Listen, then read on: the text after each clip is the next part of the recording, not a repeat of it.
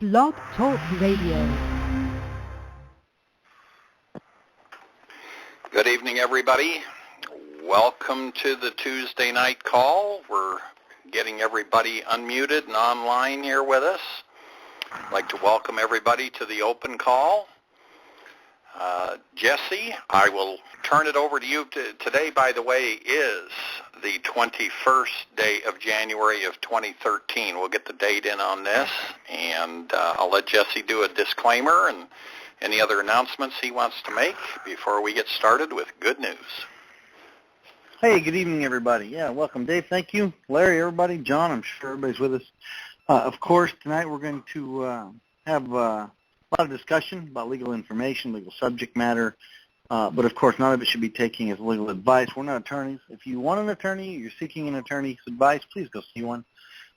Don't join us here because you're not going to get any legal advice here. Again, we're going to have a lot of discussion and fun with legal information and legal subject matter, but again, none of it should be as taken as legal advice. So with that being said, back to you, Dave. I don't know what you got, if you're going to go over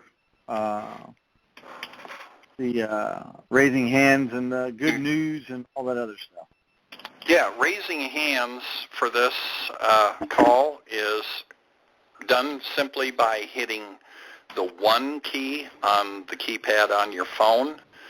It's just a little bit different than what we were doing with TalkShoe. Hit the 1 key, and that will get your hand raised in the queue, and only raise your hand at this point in time for good news, please. We want to separate that, and this doesn't give me quite the visibility that I had with TalkShoe. At this point in time, we believe they're going to be making some changes on things on the functionality of this, which will help us. It's going to be great, and that's going to be done at Gary's suggestion, our wonderful webmaster, the man that makes everything happen behind the scenes, and that's a real good deal.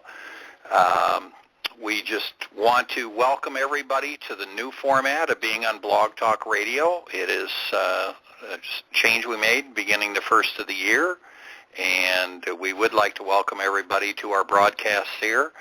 And we look for a lot of expansion this year. That's one of the big things. So I will make announcements as to the other calls and stuff at the end of this call tonight.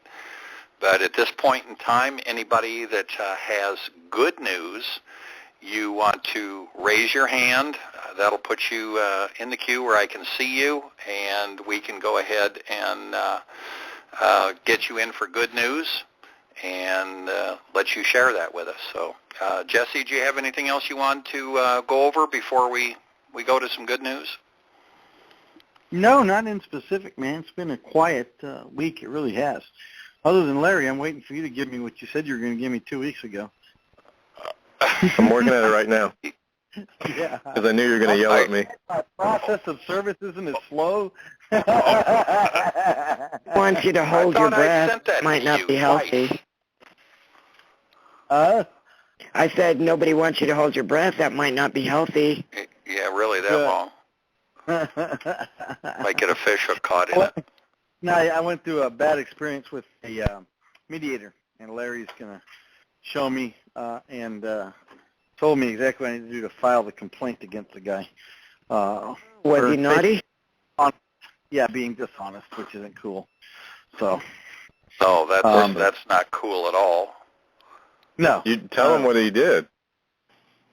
Yeah, he was a judge in a prior case of mine. And he didn't himself. Yeah. So a lot of fun with that, you know. I mean, it just is what it is. The same case, Jesse. Yeah. Not just a prior case, but the very same case. Yeah, the very, very same case. That's amazing. Yeah. Sending a letter of apology, try to charge you. Yep. So, you know, I don't know who it sounds like you're in some New York typing session there, but that Dave? Yeah, I heard that. Whoever's guilty, that's probably Terry. Yeah. Please. Yeah, I was answering an email. I'm sorry. I thought I was Yeah. mute. Either Terry or Terry can mute herself, as we always tell our other. Yeah. Did, and then you say something and I got to unmute myself. I'm muting. No, quit retorting. I don't know what the weather's like over there, but Larry, you getting all these winds over here? It seems like a dang hurricane's going to come by Orlando. It's ridiculous.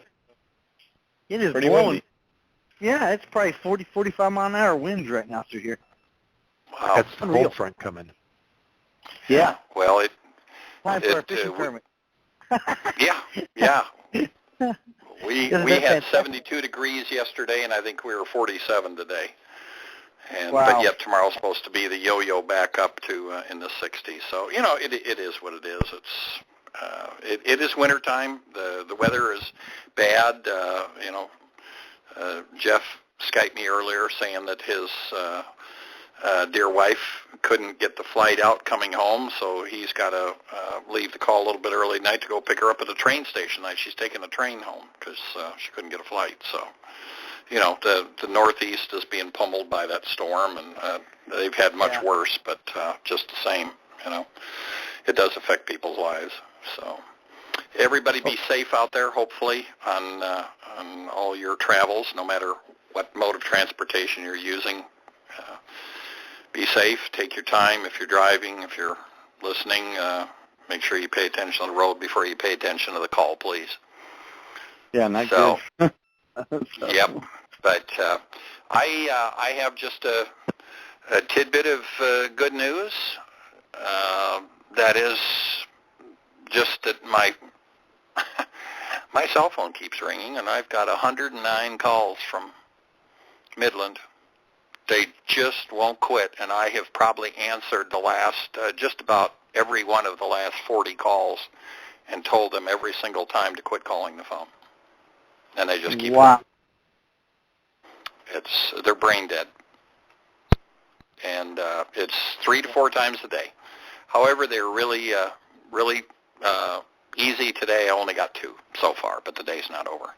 But, you just never know when this stuff's going to happen. But if these people want to violate that, I think most of you know that I'm more than happy to deal with them appropriately in the courts. And they will pay me eventually. And there's more good news in regard to that. Because when you get calls from Midland, that is Midland Credit Management. They are the ones who do the calls. And that means, and we now have plenty of case law and plenty of law interpretation and the evidence to prove that not only is Encore Capital Group vicariously responsible, so is Mr. Brandon Black, the CEO. Wow. Directly. Mm-hmm. Yeah, you've been doing some real digging and reading and studying. Oh, yeah. And everything that I found in their SEC 10K report, people, that is really valuable, is the same statements from this guy as the guy who is the president of PRA, and the judge ruled against him too, saying, oh, no, you don't. That entity is not a passive investment. You are, and he admits in an article on the internet that he is the president and CEO of Midland Credit Management. He does not get to say that it's a corporate veil. He's right in there. Oh, yeah. And in all the that, individual entities. I'm thinking that they must use the same company to put together these 10K reports, because the language that was in that PRA case, which is a big class action in the California MDL, the language is identical to the language that's in Encore's 10K. Well, it's not surprising.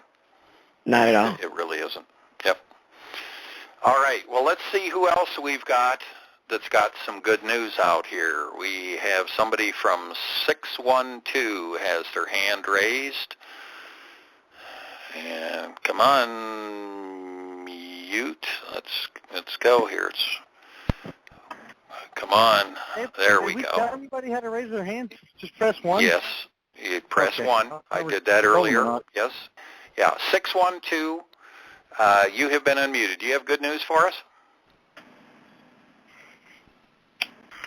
Hello, 612. If you don't have good news, we're going to go ahead and mute you back if we don't have any talking there. So let's go to, let's see, we go down the list here. That's all we had right at the moment. Anybody that does have good news, hit 1 on the keypad on your phone. Yeah, we can get the Q&A, Dave. We don't need to wait around. Yeah, I'm just saying, if we don't have anybody else that pops up, then we're going to go to Q&A. So in that case, all of those people, if we don't have any other good news from any of our group here, let's just go to Q&A. And to raise your hand for that, hit 1 on the keypad on your phone. That will, this goes for everybody, and this will put you in and get you going. So let's go to 407. You have been muted, or unmuted, I should say. Hello. Hello. Good evening. Hello, how are you? How are you? I'm fine. Good. Question I have is I received letters from Chase and Bank of America, old credit cards, who are reporting that I have to the IRS that they're reporting that what I did not pay them is going to be considered income. Have y'all received anything like that? Sure. It's a 1099. Yeah, what do you do with those, Dave? Well, different people deal with them in different ways. Some people will just go ahead and send a 3949A IRS form, file that with the IRS, telling them that it's been a fraud. There's been a fraudulent 1099 issued on your account. And what was that form again? 3949A. That's an IRS form. And they got all the instructions to fill that out there. 3949A, okay. Right. And of course, we don't that's pretty give common then. Oh yeah. We don't give any kind of, legal advice or IRS tips. We're not accountants, lawyers, none of that. I'm just telling you what a number of people have done and that have been in that situation. Okay. I'll have to look again to see if they're in the queue for me to sue them or not. I don't recall right off the top of my head. I'm working on a few others. But I hadn't seen anything like this yet, and I'm sure they've already sold this debt to someone else. I don't know. You don't know. You don't. Yeah, you don't, Dave. What you can do on a 1099 like that, also that the form that Dave's talking about, I think is effective. I really do. But I think you can also do a corrected 1099. Do a corrected one, right. Yeah, you can correct it and send it in along with that one. So make sure, listen, I want to tell everybody first and foremost that before you start doing anything, I know it's tax season, go see Pete Hendrickson's site. Go buy his book at losthorizons.com, and it's cracking the code. You guys really, really need to study up on that stuff also. It's simple. It's really not that hard how to file your own taxes. And he takes W-2s and does corrected W-2s. And that's all his readers that have actually learned the correct way to file taxes. Very interesting stuff. And yes, I forgot all about that, Dave. It is tax season. I think everybody needs to get out there long before April 15th, read the book, buy the book, and then learn how to file the corrected 1041s, okay? That's just, I think that's like of absolute value, unbelievable value. So. Okay, so you said it was losthorizon.com? Lost Horizons with a S, plural. Okay, and that man's name is Hendrickson? Pete Hendrickson. Just look for Lost Horizons. It will pop up on Google. Okay. Great. Okay. Great. Really, really is great. Okay, thank you so much. Can I ask one more quick question? Sure. Go for it. Jesse, I spoke to you the other day regarding a hearing and a trial for my foreclosure this week. I remember. Yeah, this is Velva. It's been a complete joke. The judge is not listening to anything my attorney has had to say, and the attorney for the plaintiff actually decided to back out. And so somebody else showed up. It makes no sense. They don't even have the mortgage. They sold it 6 months ago to somebody else. And they were not represented. The judge is not listening to anything, not making a decision on anything, and is just going to let it go to trial. And it's just a joke. They've already decided. Yeah, I talked to her today. I think on Thursday she's going to. You broke I'm up. sorry, Larry. what now? Broke up. Yeah, the There's phone a hearing is on. I think she's going to shut it down then. Well, we are going to attempt another hearing on Thursday, but I honestly am not going to get my hopes up. So I'm wondering, should I get a court reporter for the hearing as well as the trial, or is that kind of a waste of money? Always. For the hearing as well? Always. Should I go to the hearing and not the trial, and not just the trial? I would go to it all. Right, Larry? Yep. Why would Okay. you not go to a hearing? Hearing, even if it's an attorney.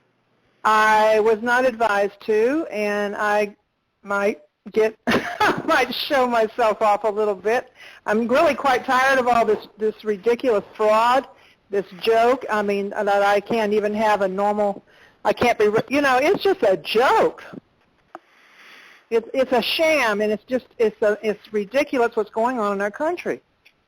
It really is. I agree. I mean, agree, I but can't. It's nothing new. It just gets worse and worse. Yes. I mean, honest to God, it's just getting worse and worse. Yeah. That's why we have to do what we're doing. We have to stand up to it.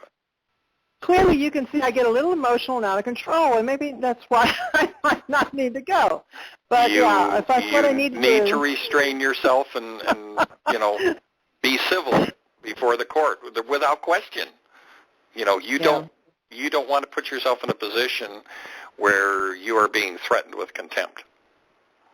That's just not a good place to be, is it, Jesse or Larry? No.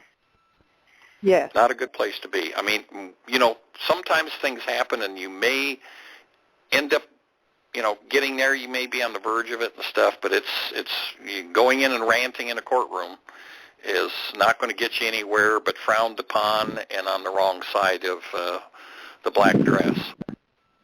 Yeah. Because they feel that's their playground, it's their yard, their living room, and if you're going to mind while you're visiting their house. Well, I'm afraid I don't play nice sometimes anymore. I'm just so tired of it. But anyway, I appreciate your information, and I'll be in touch. Thank you so much. All right, you bet. Thank you. Okay, I gotta get in there. Let's see. Let's go to 919. You have been unmuted. Hello, Dave. Good evening. Can you hear me? We can hear you. How are you doing? I was going to ask you something last Monday, but I forgot now. So I'm going to ask you now. Let me give you a little background. On November of last year, November of 2012, my house was foreclosed, in an auction, and the bank bought it. And then the Homeowners Association in July of 2013, 7 months ago, they wanted me to pay $300, okay? And they sent them a debt validation letter, and they say that they're in the right. So even though they're the creditors, it's a non-existent debt, right? So I can sue them because I wasn't the owner.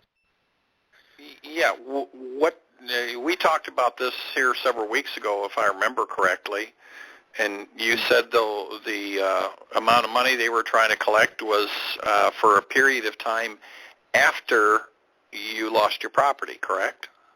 Yeah. Okay. Yeah. Well, so you don't. Okay, how could you possibly owe any HOA dues on a property that you don't own that's within that HOA? That's right. Yeah. Yeah, they're going to say that they didn't know. Yeah, it doesn't matter what they say. It's a matter of what the facts are. If you don't own, that would be like somebody coming up to me and saying that I owe $300 in HOA fees for somebody that lives in an HOA over in Fort Worth, Texas, and I'm in Dallas. I mean, I don't have a property over there. How could I possibly owe any HOA fees and have a debt to an HOA? Yeah. I mean, it's impossible, isn't it? Yeah. Yeah, well, you're right. You know, but you sent them a debt validation letter, which is exactly what you should do. And how did they answer that? Yeah, I owe the $300. Well, no, exactly. How did they answer? What did they send you? Well, they send the creditor's name, the name of the homeowners association, the usual stuff. Well, no, I'm asking for specifics. Don't say usual stuff. How exactly did they answer your demand for validation? What did they send you? Was it just a letter stating, here's the name of the creditor and you owe $300? Or did they send you more documentation saying it's for the period from this to this, or what? What did they send you? Well, it said the amount of the debt is $300, number one. Number two, the name of the creditor is the Summer Homeowners Association. The basis of this debt is maintenance assessments. This is an attempt to collect the debt. The governing documents of Summer Homeowners Association bestow the right to place a lien for non-payment of assessments and possibly foreclose that lien upon the property. Right. And they haven't even got the brains to understand at this point in time that you don't own the property. I'm assuming you've told them that? Is that correct? No, it was only a debt validation letter. I didn't tell them. You haven't told them that you no longer own the property, that it was foreclosed? No, I didn't tell them. I just put in a paragraph, this debt validation, if you have any judgment, stuff like that. Well, give me proof of the, Yeah, but I mean, they don't even, evidently, they haven't looked at the records to see that you no longer own the property. Now, yeah, Jesse, that's the problem. Okay. Well, Jesse, Larry, tell them anything. Isn't there a possibility sometimes when they do the foreclosures that they don't actually file the documents, the change of ownership in the public record right away, that sometimes there are delays in that? I'm not trying to make excuses for them, but isn't that the case at times? Sometimes, but the title is what you're looking for. You want a title change.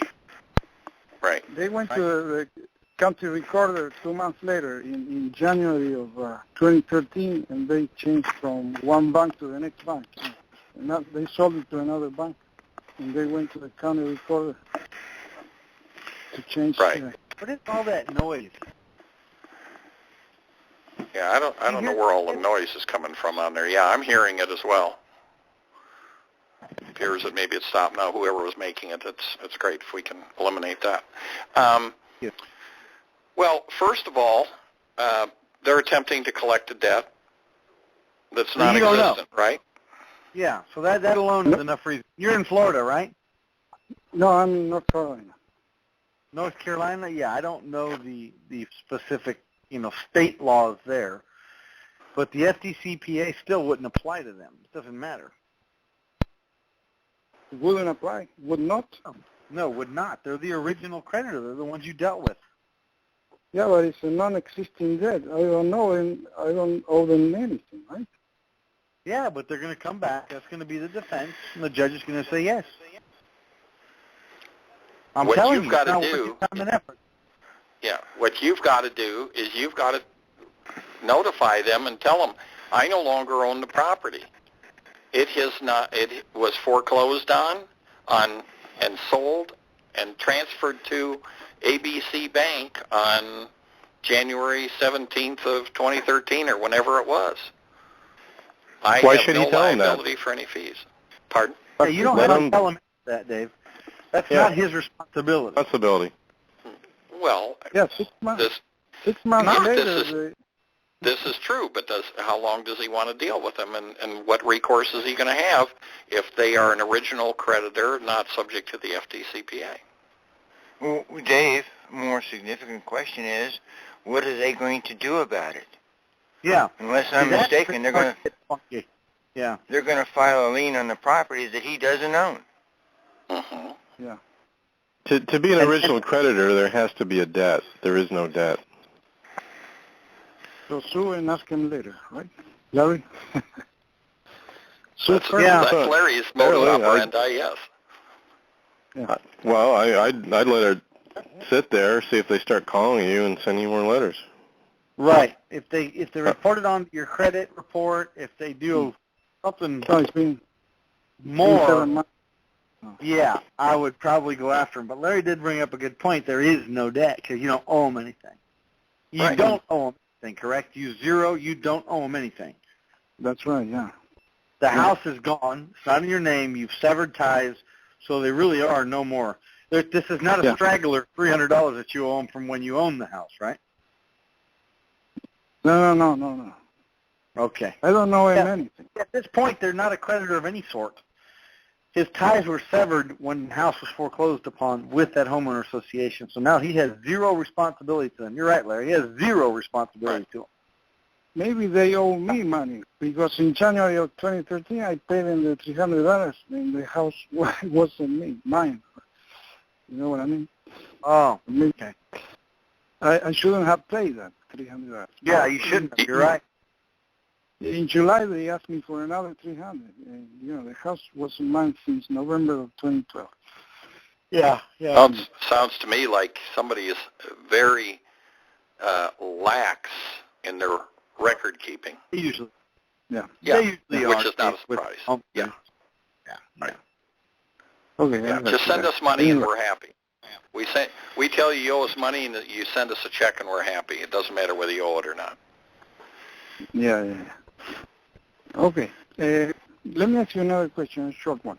The attorney that evicted me, in the envelope, he wrote down eviction. So that's 1692 F8, right? Now I'm going to send him a letter of notice of litigation, of intent to litigate. Dave, can you please tell me how to pressure them, tell them that my wife is going to file if they don't include, I heard that you said a couple of months something related to that, but I forgot to write it down. I am completely confused as to what you're talking about, to be honest with you. No, I have to tell them that if we don't settle, my wife is going to file a lawsuit, because in the envelope is my name and my wife's name in the envelope. Okay. So I was wondering if you can tell me... what envelope are you referring to? The one for the eviction. When they were trying to evict me, they wrote down the word eviction outside the envelope, right next to the attorney name. Oh, they put eviction on the outside of the envelope? Yeah. Okay. Jesse? That's the 1692 F8. Yeah, what about it? It's just an automatic violation. There you go. go. Why are we answering the question? This has been answered for 4 years, 100 times. Yeah, anything like that on the outside of the envelope is a violation. Yeah. But how would you pressure them? I just want to know the wording. You don't have to do anything. You send them a lawsuit. No, Why would you want to pressure anybody to do anything? Either pay me or I'm suing you. End of story. That's it. No, because my wife's name is in there. So first I should tell him that I'm going to sue him, and then if we don't settle, my wife is going to sue him again First of all, for more money. You can't speak for your wife, number one. Your wife has to send them a letter. You can't say a thing because you're threatening to do something you cannot do. You cannot sue them. Your wife can, but you can't. If your name's not on that envelope, there's nothing you can do about it. No, both names are in the envelope. Both names. Okay, then why do you keep saying your wife and your wife and your wife? Why don't you say we? We are going to sue you. Yeah, but I mean, it's two people, so it's going to be $2,000, right? Two people? Doesn't that exactly say two people? So there's two defendants, or two plaintiffs, right? So when you say we are going to sue you, that means two people. Okay. So again, why do you keep saying your wife? That's confusing us. You're going to confuse the attorneys. Listen, you sent us a letter. That's two people, my wife and I, and we are going to sue you. No, it's only one letter with two names. My name is all right, look, do it. If you can't do it the way Jesse suggested, then do it this way. We each will sue you. Yeah, that's exactly what I was going to say. You got it, Jeff. Why you have to learn to say things to these attorneys if you want to pressure them in a fashion where it's very clear and concise. Not my wife and that. You lost me. You lost me. We, meaning my wife and I, are going to sue you individually because we each have a private right of action against you. Okay. How do you want to handle it? Okay. Do you want to put up with two litigation? Because that's what we're going to do. All you see? That's how you would handle that. I have a private right of action. She has a private, and you do. You absolutely do, buddy. Don't give it up. That's a couple $1,000. Don't give that up. Yep. But even better, before you do that, why don't you go see a real attorney? Mm-hmm. Okay? And go, hey, I have a class action lawsuit for you. Class action. Mm. Because notice Jesse said go see an attorney. He didn't say to retain an attorney. Yeah. Okay? And talk to him about a class action lawsuit against this law firm because every single person who's received an envelope in the last year, and I don't know what your state law might be, but at least for 1 year, is a class member. Mm-hmm. Yeah. Make sense? Think that might scare them a little bit?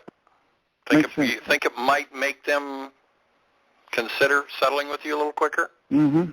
Yeah. There you go. Okay. You have a class action. I'll do that. Thank you, guys. I appreciate it. About it. Yeah, you want pressure? There's pressure.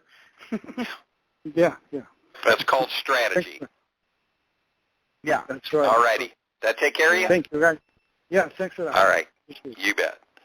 All right. And by the way, all of you guys that when we get done after you talk to us, please hit 1 on the keypad on your phone again. That will drop you off the queue. Those of you that we've talked to already, just hit the 1 key, and that'll drop you out, and that will be helpful to us. We'd appreciate that. All right, let's go to 708, up to the Chicago area, I believe. Well, wait a minute. We got it jumped. The board jumped just as I was doing that, so let's try again. 708. Go ahead. Hi, guys. Hi, everybody. It's Rodney. Hey, Rodney. How are you? Real good. I think your first caller may have actually answered the question. I, too, just received 2 letters from Chase Bank regarding 1099-C. So I did make your notes to look up 3949A for the IRS, and I'll research and Google that. So switching to B, I received finally a response from, as it says, Presidential Communications from Citibank regarding the letter they sent me taking my inquiries to a non-display. But in essence, it's garbage because they're basically stating in one sentence, it's viewable only to the consumer and not to any creditor and therefore should have no negative effect on your credit score. But the essence of my 3 letters to Citibank is, as of April of 2013, when I received the letter, I no longer see any inquiries. So if you have pulled any since April to current, please provide me with that information. Am I missing something here, or is it just more gobbledygook coming out of Citibank that they don't want to address the actual question? Oh, do you ever see anybody on the other side of the fence from us be evasive? Does the chicken have lips? Come on. Yeah, I'm going to have to just go ahead and file. I did talk to two of the credit reporting agencies, and they basically stated that it's up to Citibank if they care to report, but typically a bank as big as Citibank would, and they don't know why that they are not. So, and I'm waiting to hear back from the Consumer Financial Protection Bureau to see where they have gained anything. But I got a funny feeling that they probably received the same general letter. So I'm going to have to push forward with the actual lawsuit then. Because, again, I did get 3 inquiries deleted from Experian, and right after that, everything. The trade line, everything went away. And that's what kind of... Almost like it shouldn't have been there in the first place, huh? Yeah, exactly. It's like, okay, I see the inquiry's gone, but you even took it off the actual trade line itself. It's gone. It's disappeared. I've not seen it since April. So I have no clue how many inquiries they pulled, and in their letter they stated, we can't help you unless you give us a recent credit report within 30 days showing that we or anyone else has made an inquiry, which obviously I can't do. Mm-hmm. Well, you would never supply them with a credit report. Yeah. Okay, so basically next step is just move forward with the lawsuit. If I have nothing else, I've got the proof of the 3 inquiries that have been disputed and removed, and then see if through discovery I can get them to give me more. Right. Okay, that was it. Yep. Just wanted to run it past you guys. All righty. Thank you so much. Thank you, sir. All right. All right. Please hit 1 on your keypad to pull yourself out of the queue, and then if you need to get in again later, we can do that. All right. Let's go to 773. You have been unmuted. Go ahead, please. Hello, can you guys hear me? Yeah, we can hear you. All right, great. All right, well, here's the situation. I filed a lawsuit against a debt collector. They responded. I'm helping a friend of mine out, and they responded. I got kind of stunned because I did a couple of them, was very successful with it, and I never had to go to this point. But they just denied everything on the complaint, of course, and just got kind of stumbled as to what the next step should be. Should I file a? I mean, they pretty much denied everything on the complaint. They denied the. Well, that's standard procedure. That's standard procedure. You don't expect them to admit everything up front, do you? Oh, no, absolutely not. Yeah.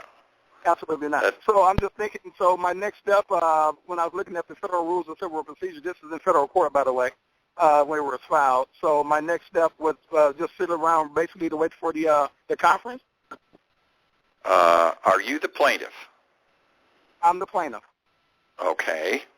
Is it not the plaintiff's responsibility to move a case forward when you file it within the court? Yes. Okay. All right. Then it's your responsibility to start moving things forward. So am I to contact the courts to let them know regarding the conference time or date or whatever? You need to check your local rules, find out what local rules they may have regarding 26F conferences. Does the court issue an order governing proceedings? In the jurisdiction I'm in, they actually issue an order governing proceedings, tell you what the deadline date is to have your 26F conference, and then what the deadline is for you to file your joint report. But that's just strictly the district that I'm in. And it varies across the country. But you as the plaintiff generally are responsible to move things forward, contact the defendants in regard to setting up the 26F conference. Right. Okay. Yeah, because I was kind of shocked. I guess I was kind of taken back when I saw on there they had a death to put down there that we have unclean hands. Well, you gotta remember, just common sense is going to tell you. You file a lawsuit against somebody, they aren't going to come back and say, "Oh yeah, you're right. We give up. Here's your money." No, they're going to argue it. They're going to tell you you're full of crap. They're going to deny everything under the sun. That's the way this works. It's a ping pong match. So now they answered. now it's your responsibility to move your case forward, to get things organized, to have the 26F conference, and then you have that, and then you file the joint report, and then the court issues scheduling order. Now, what I've just covered a little bit is all covered in the Summer Slam in the website, and that's where you should be going and learning this process and reviewing it, because you'll see examples of things and plenty of discussion in there. So you're going to want to go through the Summer Slam webinar series. Okay. That Great. should bring you up to Great. speed and give you a real good idea of exactly what you need to do. Okay, great. Appreciate it. All righty? Sounds good. Thank you. Okay, you bet. Thank you. All right. Let's go to 612.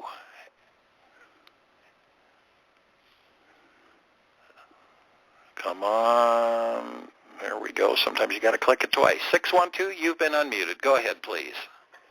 Hello, this is Donna. Can you hear me? Yes. Hi, Donna. Hi, Dave. I just have a question. I'm helping my friends and actually the house that we live in. I asked Jesse a question on the forum. What happened is we are in a non-judicial state, but we have a foreclosure that was done judicially that ordered the foreclosure sale. So they did the advertising. They had the sale, but what happened is they didn't record it. In Minnesota, the statute says that the sheriff's certificate has to be filed in the county within 20 days of the sale. It wasn't done. I don't think, we're not sure whether they know that it wasn't done or whether they're trying to sneak it in to the court without us knowing it. But anyway, the bottom line is it's not recorded. It's not done properly. I talked to Jesse on the forum. He said we have a FDCPA action which we're going to take and do in federal court. But our question right now is we have to answer the court. There's a hearing for the county court to have the foreclosure sale sanctioned. And that would be February 7th. We just got served on Saturday in the mail. So we're not sure what kind of action to put in the county. We thought we would start with your recommendation, Jesse, of doing an enlargement of time. And then we don't know whether to do a simple answer, whether to do a counterclaim, to ask for sanctions, just exactly what action to do there. Well, you can't ask for sanctions because you're not an attorney. Okay. You see what I mean? Yep, I do. So I don't really know. I don't think you have any private remedy. Do you, Larry? I don't hear anything there that would be something that you can privately go after. Okay. Okay, but so would we put just an answer in that they erred and didn't record it, so the sale is null and void? Or I don't know that. I don't know there's a private remedy. I don't know your state law. But I seriously doubt that they're going to allow you to reverse a sale because there was something that wasn't recorded. It could be laying on Minnesota desk, statute. not If recorded. they violated You know what I mean? the statute. Yeah, but who's going to enforce that? Is it up to you to enforce that? Is it the state's attorney's office? Is it the judge? Who is it? Just because they did it, there's no private right of action, so a citizen can't just go in there and say, well, you violated a state statute, and I'm going to pretend I'm the state, and I'm going to sue you. It doesn't work that way. Mm-hmm. You see what I mean? But then to redeem a sheriff's certificate, they have to have the recording from the county. Correct. Again, who's going to enforce all this? You see what I I'm don't saying? know. Yeah, I do. That's what you need to find out. Yeah, you're asking me, but I don't know. You need to go find that out yourself. I have no idea. That's just a weird one, you know? Yeah. So where would I go where would I find that out? I don't even know. All I know is that they violated the state statute, and they're trying to get the county or the judge to sanction something that they violated the law. So I don't know where to go to find out what our next step is. I have no idea. Probably an attorney. That's the only thing I could think of. Okay. I mean, why do they have these statutes if they don't have to follow them? Listen, the President of the United States doesn't follow his own laws. Go ask Obama why he's a bum and doesn't do what he's supposed to do. I don't know. It's because we allow him to get away with it. That's why. I'm with you. Yeah, Everybody that's on this call is aggravated because of things like this. We all understand your frustration, but it's the same response. You know, they get away with it because we don't enforce them. Go hire an attorney and start suing them, and all of a sudden you'll see how things straighten up. That's the best advice I can give you. Okay, Talk to a property attorney there and see what they say. I don't know your state law. I have no idea what it is. I have no interest in knowing it. My point is, you should hire an attorney who does property law there and go after them that way, and he's going to tell you, hey, listen, this is what they've done or haven't done, and this is what your remedy is. Okay. Right? They're going to know more than I know for sure. Okay. Yeah, and I know you don't like the idea of talking to an attorney. We understand that. But sometimes it becomes a necessity depending on what the situation is that you've got. That's right. Well, you know, that's one point. The second point is that we wouldn't be in foreclosure if we had extra money to pay for things. So. Yeah. Okay. All right. We'll do more research. Thank you, guys. Yeah. All right. Thank you. And this guy has the same problem, David, that most people have. You don't have the money to get the remedy, right? Because the remedy probably lies within an attorney. Because we as citizens, as a person, don't have the private right of action. We just don't have it. It's unfortunate, but it is what it is. So I hate to hear that, but it's the way it is. All righty. Okay. That was quiet, Dave. Yeah. Jesse, what's the last three digits of the number you're in on? 6204. Why, is it breaking up or something? Well, no, I'm not seeing it on the board where I'm looking. But anyway, I just want to double check that because we've got a couple other things here. I'm sorry. It's 2663. There you go. That's what was throwing me off because I wasn't seeing that, and it's like, okay, where is Jesse on the board? Because I just need to identify this. All right, we're going to move on here to, let's see, and Donna, if you could hit 1 on your keypad on your phone, again, to remind everybody, once you're done, we've talked to you, please hit 1 on your keypad again, and that will drop you out of the queue. Let's go to 954. You have been unmuted. Go ahead, please. Hi, good evening. I'm calling on the site, and I just want to know if creditors pull my files multiple times within the several months period, could I violate them for each time they're pulling? You said creditor, but is it the original creditor? Who is it? No, it's just I guess bill collectors maybe. No, debt collectors. You said you're not a member of the site?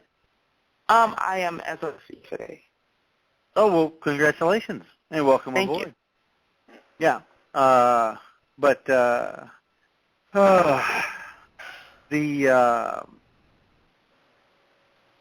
debt collector. Well, Larry, I should let Larry answer this. I'm not gonna. Okay. How many times? How many times and how long? You said? It's actually several that has done it. They what they're doing, they're pulling it. They're pulling it, like for instance in the month of March, and then I have another one in like June and July. So I don't know. Have you been through the material on the website on dealing with your credit reports, the FCRA? I'm going through it now. Like okay. It's a lot of material, so just. Okay. Well, actually, I think your questions are going to be answered once you've gone through that material. There's you need to do the disputes and stuff of the information, but rather than us, go over all of the various steps here, if you'll go through and complete your study in the FCRA section, Larry did a great job of explaining how to go about the dispute process and how you identify where the violations are and everything else. So I think maybe you're getting a little ahead of yourself on that, because there's a lot of information there to tell you how to do it. Okay. All right. Appreciate it. Thank you. Yeah, and if you have questions, once you go through it, generally what we're trying to do on the calls here is to help you, maybe put the pieces of the puzzle together once you've covered them in the website, like if you maybe have a special situation or something like that. But, yeah, the stuff that you're looking for, the answers are very thoroughly covered in the material in there. So if you finish your study in that section, I think you get what you need. All righty. Thank you so much. All right. Thank you. Bye. Okay. And don't forget to hit 1 on your keypad to drop you out of the queue, please. Let's go to 770. Well, no, wait a minute. The screen moved again. I just love it. Oh, goodness. We're going to try 770. There we go. 770, you've been unmuted. Go ahead, please. Are you sure? Are you ready? I can hear you, so I think it must be true. Oh, okay. That sounds like Sherry. It is. Wow. This is the most. This blog talk is so confusing. I can hear better on the computer, but it's off like a minute or two from the phone. There's always a delay, yeah. Even on touch, there's a delay, though. All of them have a delay. Anyway, the question is, I was going over some, okay, let me see. It was an old webinar, the foreclosure, it had to do with conditions precedent. I'm asking for, let's see, where to find something. And what you were talking about, Jesse, was the fees that they charge, like for serving people, and you said there was case law to go with it. Like, they keep trying to serve all these tenants and these John Does, et cetera, et cetera. It was in the Saving Your Home when you started off in the very beginning. Yeah. You need to look at here in Florida. That happens a lot. All right, but you said it was on the site somewhere, and I don't know. I looked around, and I don't know how to research for it. Do you happen to know where it would be? Yeah. Sure, Sherry. Did you try the search button up top? All you got to do. Yeah, but I didn't know what to put in there, and so I was. That's a good one. What you should do is just look it up on Google. It takes 2 seconds. Because anything that would be there is probably something to do with David Stern that I got. Because he was the one who was big time. Okay, so the case law, what would I be looking for specifically? Just fees? Excessive fees or... The fees, I'd type in something like excessive fees for service of process during foreclosure. Okay, all right. Great, thank you. Okay, Sherry, make it easier. Because if not, even our search, I'm sure it's going to be a pain in the butt. Well, I put excessive fees in there, and I got basically the fees for the courts and stuff like that. And I thought, I know Jesse referred to it. Maybe he knew exactly where he put it. I don't know, so I'm going to ask. Okay, there you go. All right, thank you, guys. All right, thank you. Okay, and let's go to 609. Come on. Hello? There we go. 609. Go ahead, please. Oh, hello. I had a question. Like back went into foreclosure. The loan been sold probably 5, 6, 7 times. Bank of America was the last one that had it that I knew of. They, sent me letters and everything, and the house was underwater too. So I decided to just let the house go. So I filed for bankruptcy and added it in. And my bankruptcy, was done the end of last year. So December, like 28th, was when I went to court, and it was finalized as far as the bankruptcy go, and the property was supposed to be added into it. But now I've been getting probably over a dozen calls from a new company, Select Portfolio maybe. SPS. And they've been sending me letters like, saying we the new holders of the mortgage, so, like I'm supposed to pay them now. And I haven't paid a mortgage in years. And since Bank of America had the loan, I never paid them either. So I'm like, how is this company popping out of nowhere saying I owe them when I added this into my bankruptcy? So what I wanted to know was, should I still be trying to keep the house as far as going through the procedures that I've been hearing so far? I only been listening for one day, really, so I haven't been able to go into the website and go through different things. Listen, the decision is a financial decision. At the end of the day, that's up to you. Okay? Nobody can tell you what to do or not to do. Nobody wants to tell you what to do or not to do. At the end of the day, man, if you can live in the house and you're going to fight them and you might beat them, why not do it? You have to live somewhere, correct? Do you agree? Right, but what I was wondering was, being as though I added, the foreclosure into my bankruptcy, I'm like, I'm still the owner of the property, is what I'm thinking. Like, you are. If it's part of the bankruptcy. What kind of bankruptcy did you do? I think it was 13. It was the one where you don't have to pay anything back. Oh, no, that's Chapter 7. Oh, well, yeah, the 7 then. So, all my credit cards and everything was added in, so I'm pretty much starting off fresh. But even though it's these different banks are still on my credit report for the same loan, Home Loan Services, Bank of America, for the same loan, but they, and I called the creditors about that, and they said, like, that's how it is. Like, the loan was sold, so now they putting it on there. So now I'm thinking, now that this new company got it, they may just pop up on my credit after a while, after they see I'm not paying them. So I was thinking maybe I should try to find out if my name is still on the deed as the owner and try to keep it somehow or something. Actually, who did your bankruptcy? Oh, man. That was a law firm in Philadelphia. I don't even remember the name of that company. But I got a law firm to do it, and, they did everything. I just did it like that.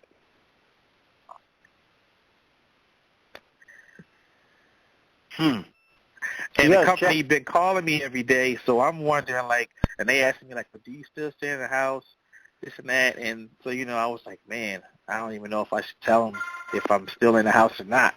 But I kind of was really waiting for Bank of America to just, send a letter saying, you got 30 days to leave. But they never did anything like that. They just sold the loan out of nowhere.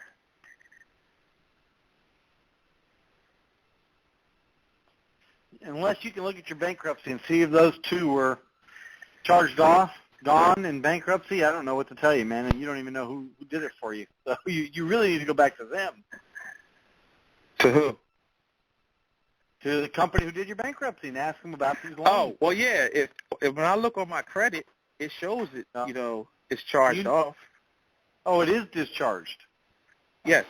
It shows it, chapter. Then you probably don't own anything unless it's your main home. Did you keep your main home, or is that what you discharged? Yeah, that was the last home that I had. Yeah. That was the main home.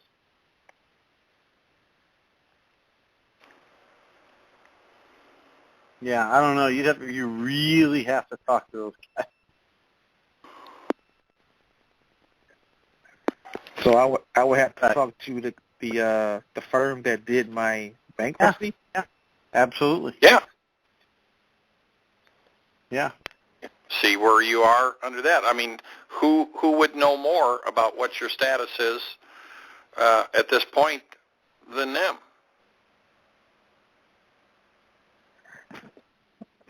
Well, I know for sure that it shows up on my credit as a Chapter 7 bankruptcy, a charge-off. I do know that because I've been looking at my credit recently.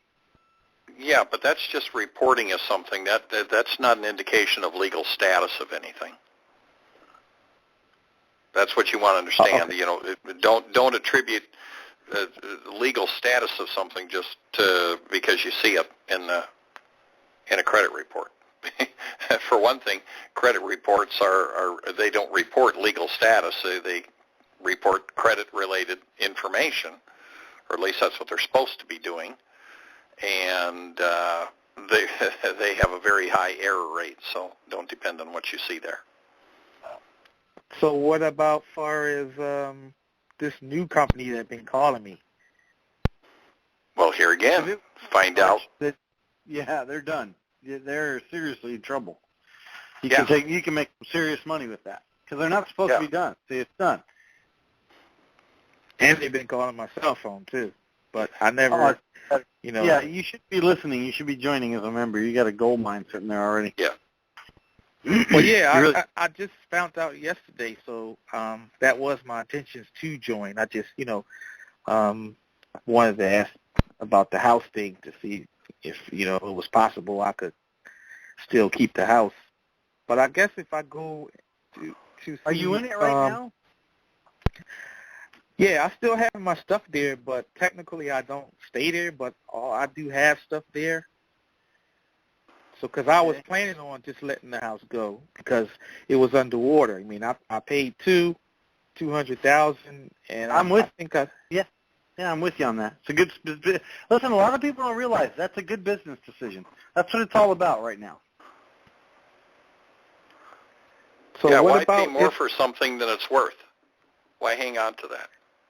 Yeah, that's why I was letting it go. And now this new company sent me a letter recently, a couple of days ago, saying I owe $300,000.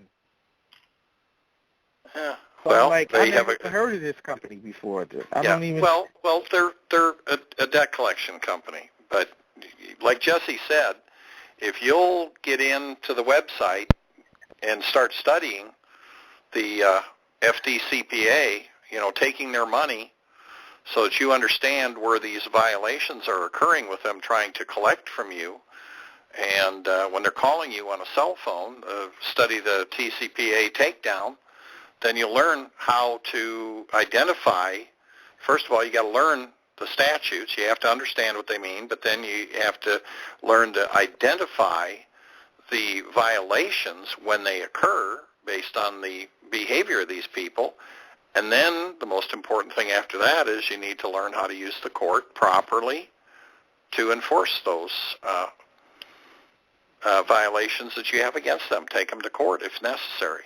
Give them a chance to settle with you beforehand. But if they don't, then be ready to take them to court. And it's going to take you a little bit of time to study and learn how to do this. You're not going to get it in 2 or 3 days. And don't try and eat the elephant in one bite. You eat the elephant one bite at a time. Okay. But getting in the website is where you're going to get the information you need. What you'll get is scattered answers to some scattered questions here. This is to help put pieces of the puzzle together after you have seen the pieces and fairly well understand them, but maybe have some questions on that. That's the purpose of these calls. So, time to get in there and get to work. Yeah, I'm going to go on the website for sure. But my last question is, as far as them calling, should I answer or just don't answer at all? Again, that's up to you. You can answer and play games with them, or not answer and don't. Just log all your calls. Make sure you keep track of all the calls. What are you going to say if you answer? Well, the last I answered one time, and they just were saying, I was like, who is this? I don't know who this is. They said, oh, we're so-and-so. mortgage company, we bought the loan. You didn't get a letter, from us stating that. So, you'll be dealing with us from here out and asking me, questions about the house. Do you still staying in the house, this, that, the other? But I just hung up. I didn't even answer that. I just hung up. Do you remember when you remember when you told them to stop calling you? I never told them to stop calling. I didn't do that. Let me try that again. Do you remember when you told them to stop calling you? No, I never told them that. Okay. But I know what you're saying. I got it. So you did remember. Wow. Okay. I will do that. They might not have heard you. Sometimes they don't hear you. They don't listen. Okay. I got you. All right. All right. That take care of your questions? Yes, I'll go on the website and go from there.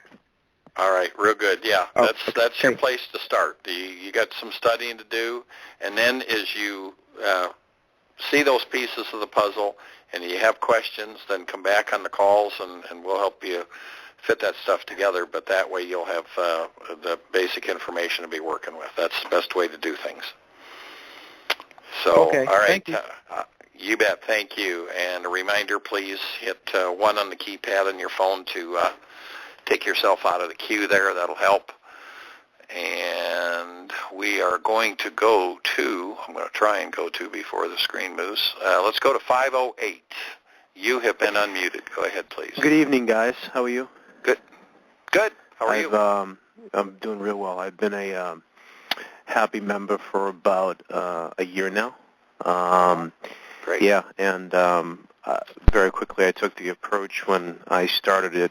I sort of tailored the information in the program to my initial needs, which was to clean up my credit and to rebuild my credit and, if need be, go after some of these collectors. And a lot of it had to do with just my time available as I'm self-employed, so I didn't really, sometimes building these suits takes some time, even though all the material is there for you to do it.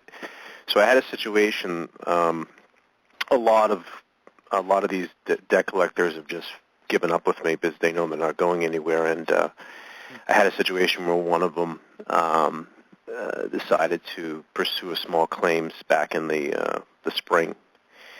And fast forward a number of months, in December, we had I think I spoke to one of you guys, but I screwed up. I didn't go after them on a federal lawsuit, and I should have. But after speaking with the head of the firm, and really about 11 calls, them going back and forth with me, they really gave up, and we agreed that I would drop my claims against them, who were debt collector number 2 and debt collector number 1, because they sort of worked together, and this bank. And in return, I would drop all my said violations. They'll drop the case with prejudice, we move on, and that would be it. And this is before the holidays, and they said, well, we'll move up they immediately moved up the court date for 2 months, and they said they'll have a settlement letter to me in a couple of weeks. We'll sign it, and that will be it. Well, it never came.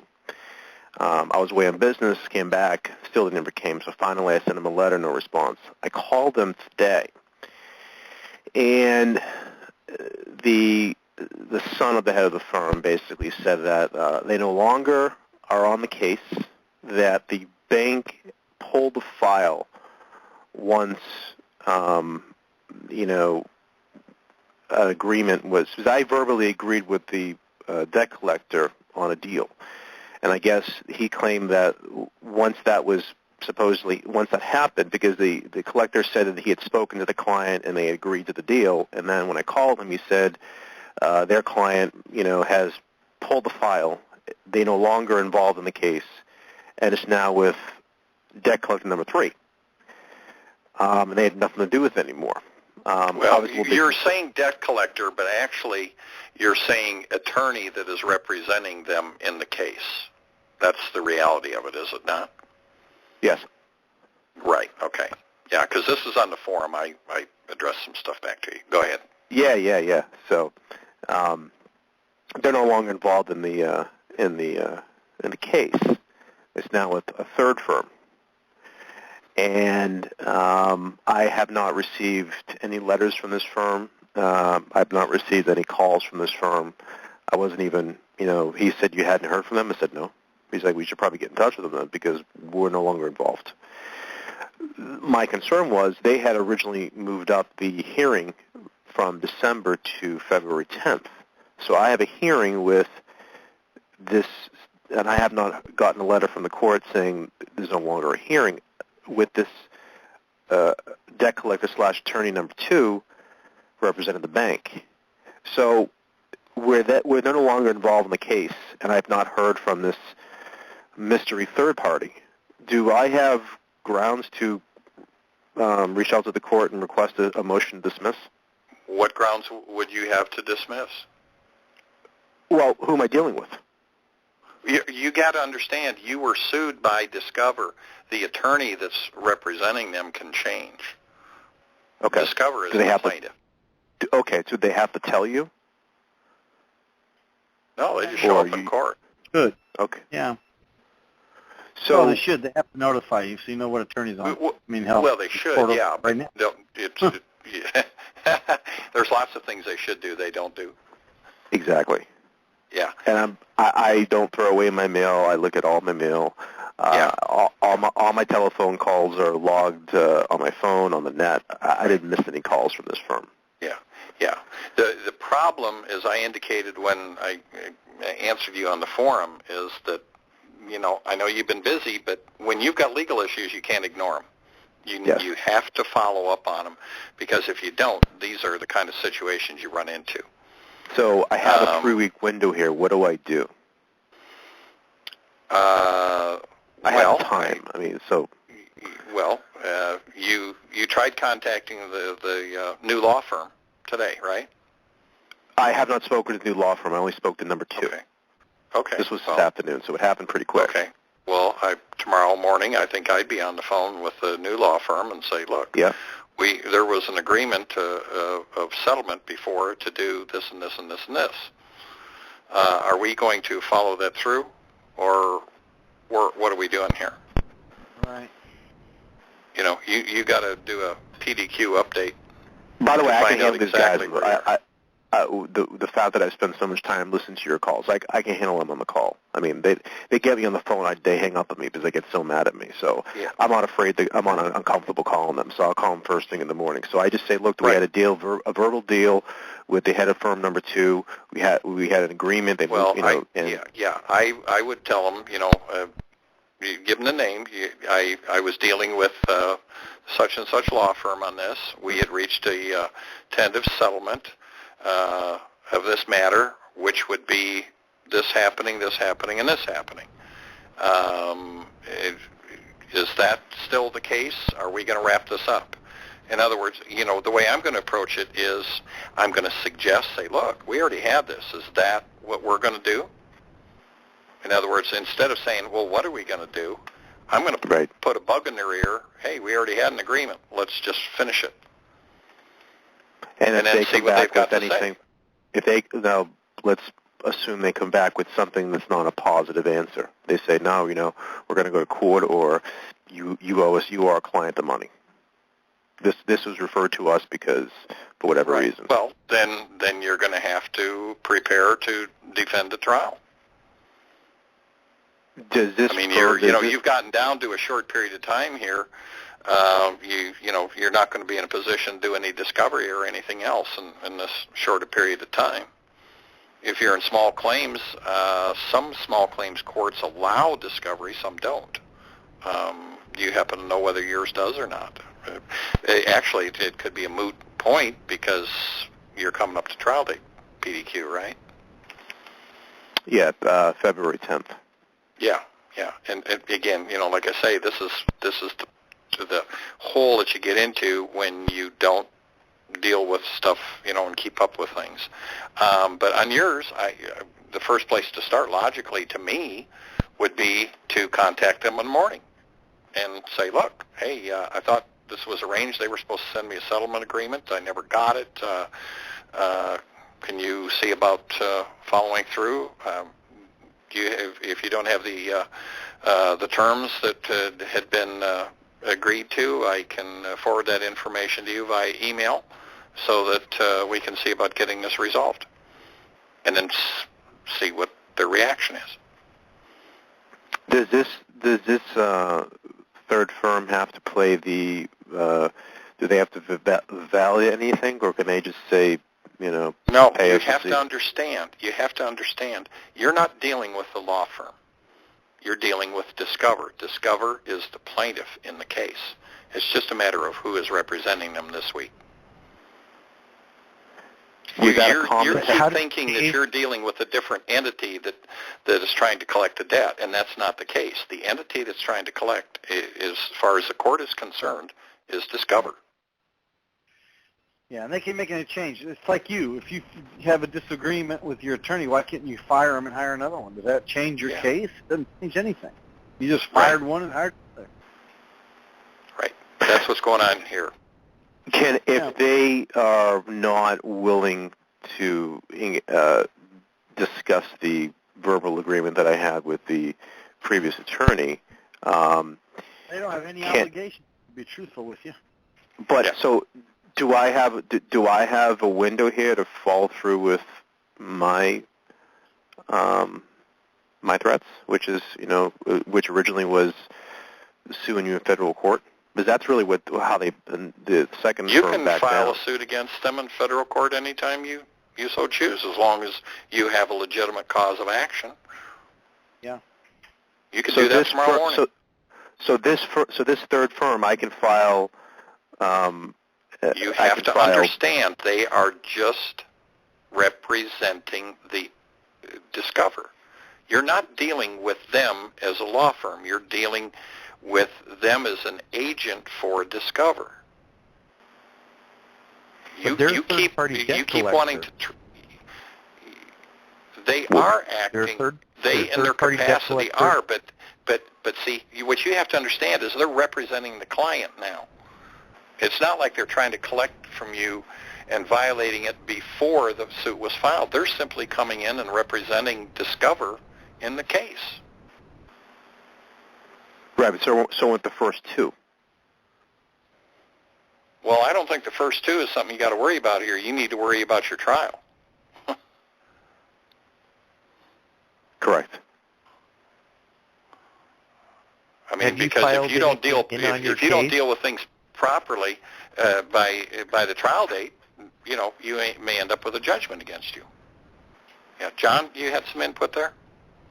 Well, yeah, I was just wondering if he's filed anything in on his case. Has he filed in a sworn denial? Has he filed in anything else like that? A notice of dispute? Did he send the other two law firms a debt validation letter? Of course. Has he sent this one a debt validation letter? I'd send one first thing in the morning, and you can think about making threats, or you can just sue him and figure it out later. Because if you're in a small claims court, you're probably going to get more. You're probably going to get more money out of all of them through suing them. Correct. So which is what most of us would do. So the thing is, I have not heard from the third. So who cares? It doesn't matter. You were told by this other firm that it's been taken over by this one. Sooner or later, they're going to pop up in court, depending on what your local rules and your state rules have to say. So if it was me, I'd already type up a debt validation letter and mail it off certified return receipt first thing in the morning and see what happens next, And if nothing else, you have a federal lawsuit prepared, ready in hand when you go to that hearing. Just before the hearing, you meet with the attorney and say, I had a deal with this other firm, and they disappeared, and this is your last chance, or, I'm filing this when I leave here. Good. I'm not uncomfortable if the court's the next town over, it's just a couple hours. I'm not uncomfortable having to show up because they have to prove the debt is that I believe I can. I don't feel confident they'll walk out with a judgment. I just don't want to go through the hassle of having to go through. You never know because the state courts are Mickey Mouse courts, and sometimes the judge just slams things through. Right. You don't know. Have you been in there? Have you seen the judge? You walk into one of these courtrooms if you've never been there, and it's got a gallery full of people in the same boat that you're in, and Right. some of them are sitting there ready to piss their pants because they're so scared and they can't even open their mouths. And then other people open their mouths and argue, but if they don't say the right things, they just dig themselves a deeper pit. And either way, the judge slams it through because he's got a whole stack of these things. So you kind of you handle it before you go in there. That's why Dave was asking you, about discovery, and I was asking you if you filed anything in there. It makes some hurdles that they have to overcome to get that judgment against you. But if you think that you're going to walk in there cold turkey without studying and argue with the judge, it doesn't always work. If nothing else, you could maybe buy yourself some time and kick it down the road, but the judge might not even buy that. So No question. How would I kick it down the road if I tried that route?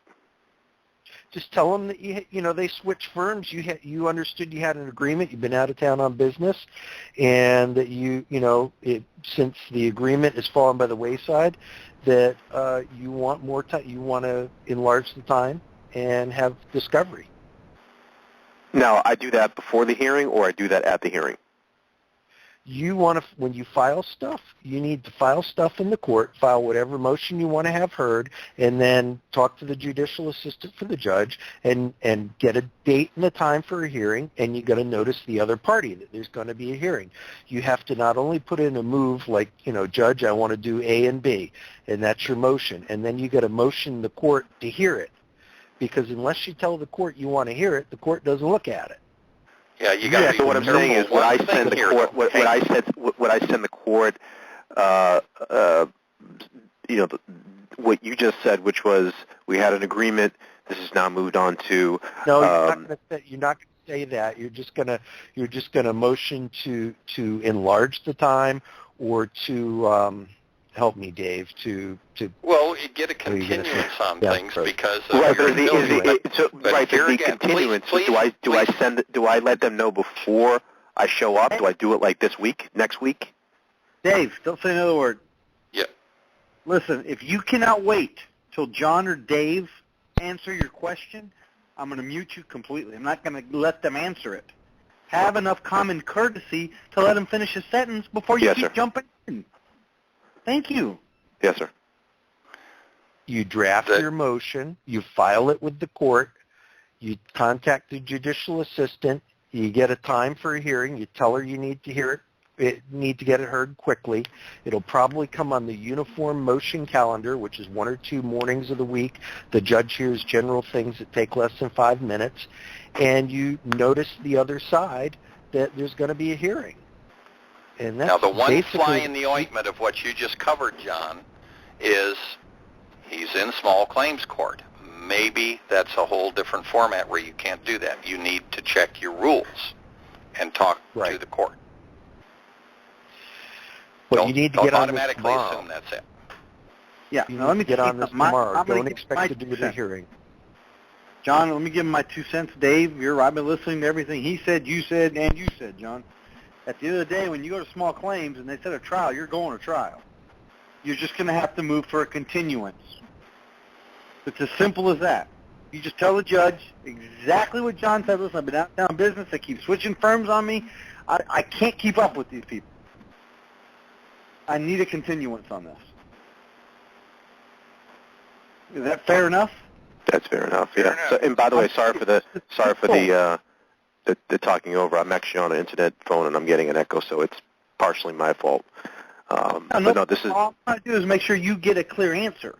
Yeah, no, I have a little bit of an echo, but I'm hearing the answer, and I know that I'm in this position because I didn't file a suit against them months ago. If I did that, then I wouldn't.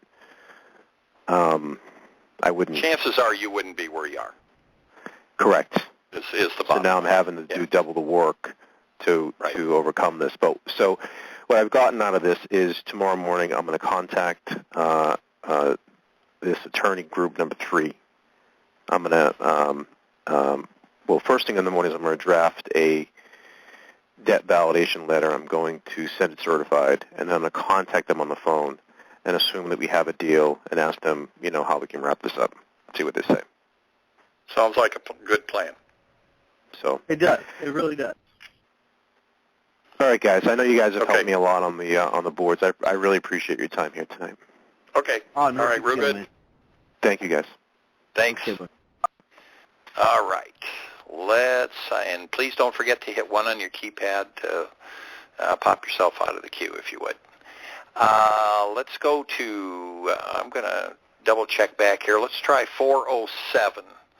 407, you've been unmuted. Do you have a question for us? Area code 407. Evidently not. We're not hearing anything there, so we're going to check area code 321. You've been unmuted. Do you have a question for us? Yes. Can you hear me? Yeah, we can hear you. Go ahead, please. Great. Thank you. This is James. I'm calling from Winter Park, Florida. I just heard about you from Belva, and what I wanted to ask is that I was foreclosed in 2008. We used bankruptcy, 7, and also 13 at the very beginning. 7 allowed me to discharge the mortgage. We also turned around and did a motion to be able to tell the courts that the mortgage company, which is Aurora Loan Services, securitized the mortgage. They were also with MERS, and so I told them there was no note, and I also said that the attorney firm, Marshall Watson, which is now Choice Law Firm, also was closed down because of doing the same thing I said it in my motion. And so far, I am under Chapter 13 now. We just did the mediation. We were hoping to maybe use some of the motion stuff against Aurora, or now it's Nation Star. But now I'm finding out from my attorney that all this stuff, even though it's true and it's real, the judges in Seminole County, Orange County, doesn't really care anymore, and they want all these cases closed no matter what, there's fraud or not. I'm wondering, what is your opinion about all this? It's tough. It's tough because your attorney's correct on that. The reality is very simple. Your attorney is very correct. These guys are trying to slam these cases out like they were stamping out, hotcakes, man. It's ridiculous. The problem I see is, or not the problem, the advantage I see to you is your bankruptcy. You're still in a bankruptcy, correct? That's right. We should hopefully be there in total of 3 years, depending on what the mediation is going to be. Okay. Now listen carefully. Listen carefully what I'm going to say. I don't need all the other details. Okay. Listen carefully. You can talk to the attorney, because what happens is the judges now in Seminole County have no jurisdiction over your case in the bankruptcy. That's correct. So why would your attorney, here's the question I have for you. I want you to think about this yourself, because this is part of why we don't like working with attorneys. And if we work with an attorney as a pro se litigant, it's our responsibility to know more than him about our own case. Okay? Think about what I'm going to ask you and why you immediately didn't respond to him this way. If the Seminole County has no more jurisdiction over the case, that means that judge is never going to see this bogus assignment, never going to see any of this information. It's now before a federal judge. And if we do some kind of adversarial proceeding against this and say this is an unsecured debt because of X, Y, and Z, there's been no assignments as per X, Y, and Z, there's no note, there's this fraud, that fraud, and the other fraud, why couldn't that judge eliminate it? We were hoping that because, see, the motion was filed before, in 2011, before we did this Chapter 13, and at the time we filed it, the Pam Bundy closed down Choice or Marshall Watson because of fraud. So we didn't hear anything when they were coming after us. So the motion was in the court sitting there all this time. Then when 2013 came around, Choice Law Firm opened up under their new name. Then all the, we didn't know this before, but at the beginning of the year, all the attorney firms and the courts were running out of money and having problems, and they came together and agreed that we will drop all motions and everything else and close these things up no matter what. And we didn't know this. So they completely denied our motion, even though it is true in fact, and I gave them case law, which came from the federal windows, from the attorneys, from everybody. They didn't care. You have did you? And how you responded to me? I asked you about the federal. So, Jesse, your audio is like you're on the other side of the room. Okay. Is that better, Dave?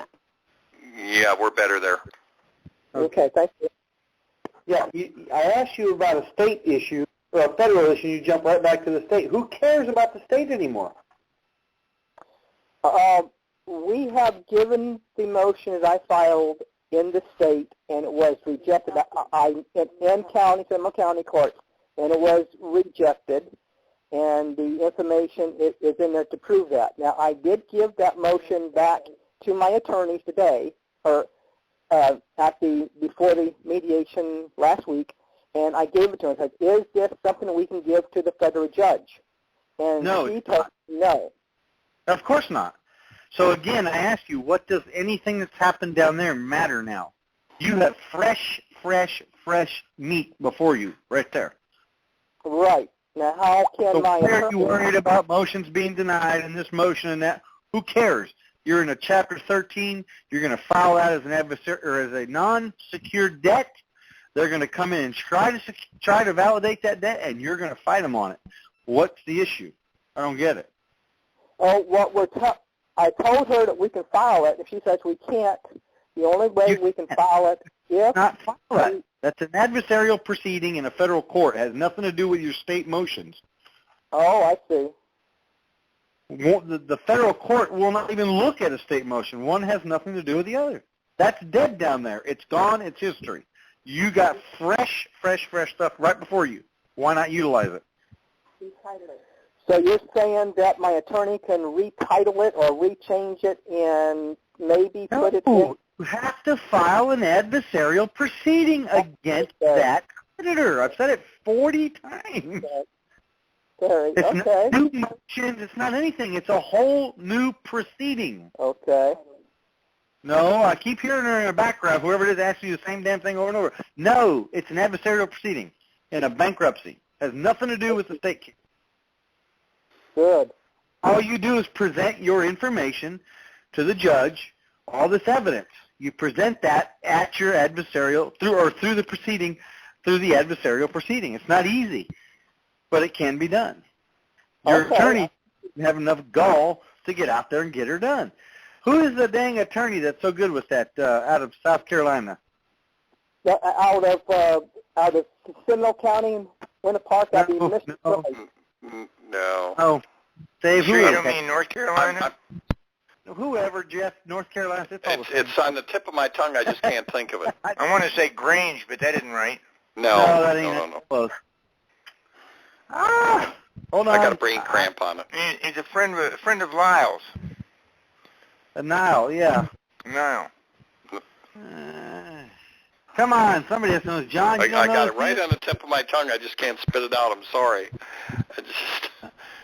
Gardner? Max Gardner. There we go. Gardner. Told you it was right there. Go look it up online and tell your attorney to go see it. Max Gardner, just like it sounds, Gardner. Okay, Max, M-A-X? Yeah. Yes. Gardner, okay. And he is a attorney in North Carolina? Yes. But he does this. He does a boot camp. Yeah, and he's trained a bunch of Florida attorneys in these adversarial proceedings. So. Nice. Yeah, attorney, of course, and then go from there. Yeah, we'll see what we could do because we do not know what the mediation is going to come forward with. we're just trying to stay in this house as long as I can to give me time to get back to work again. There you go. Alrighty, that take care of you then? Okay. Thank you. Yes, I can understand the process. And I know that, yes, the attorney's right, but maybe there's something else we can maybe do. There you go. Yep. Okay. Alrighty, thank you very much. Okay, and please hit the 1 key on your phone to take you out of the queue. Let's go to 424. 424, you have been unmuted. Go ahead, please. Area code 424. Do you have a question for us? Evidently not. So we're going to move on. We're going to go to 305. 305, you've been unmuted. Hey, guys. Go ahead, please. Good evening. Jonathan in Miami. How's everything going? Yeah, we got Florida on the line tonight, big time. Yeah, I just wanted to start off with a little bit of good news. I've been a member for a few months. I've been working on a case here.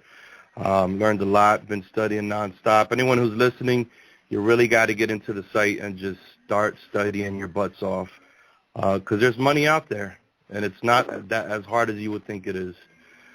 Case in point, in July, I received a letter from a quote-unquote new servicer, came out of left field. I said, okay, this looks great. Something of validation. They sent me some interesting information that made no sense. I sent them an intent to sue.